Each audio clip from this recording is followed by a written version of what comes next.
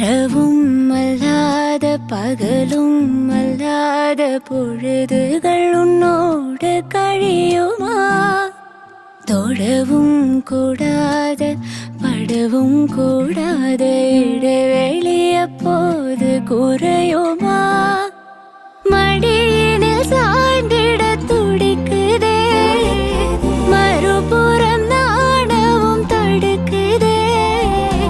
இதுவரை யாரிடவும் சொல்லாத கதை கண்கள் இரண்டால், உன் கண்கள் இரண்டால் என்னை கட்டி இழுத்தாய் இழுத்தாய். போதாதேனு சின்ன சிரிப்பில், ஒரு கள்ள சிரிப்பில் என்னை தள்ளிவிட்டு தள்ளிவிட்டு ஓடி மறைத்தாய்.